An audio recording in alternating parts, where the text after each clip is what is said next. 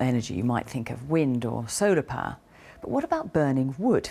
Environmentalists are trying to block the expansion of a new form of energy, trees, which will be burned in British power stations. By 2020, it's estimated that just over a fifth of our renewable energy will come from wood. Most of that wood is imported, around 90%, and it comes mainly from the United States.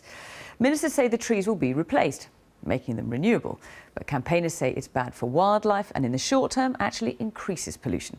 Our environment analyst Roger Harrison reports from Georgia. The forest plantations of the southeast USA, some of the world's most productive.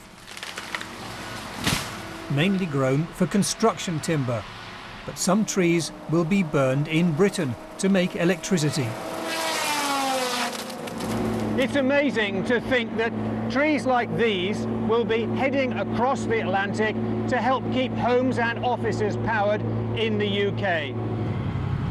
Millions of tons of wood will end up here at Drax in North Yorkshire, the UK's biggest power station. It's being done to meet EU targets to get 15% of all the UK's energy from renewable sources by 2020 to combat climate change.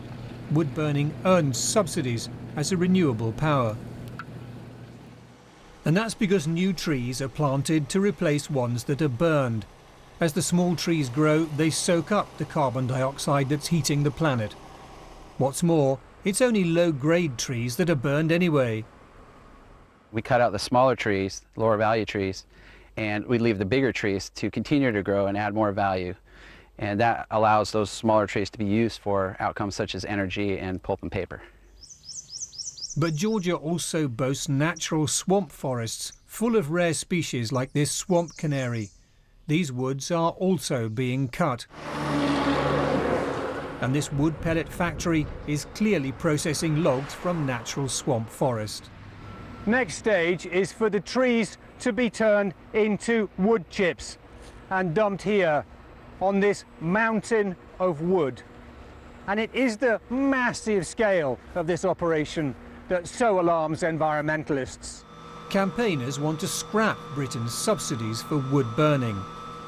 If we're planting new trees to soak up the CO2 from the burning of trees, then it can take decades to get the payback that we need.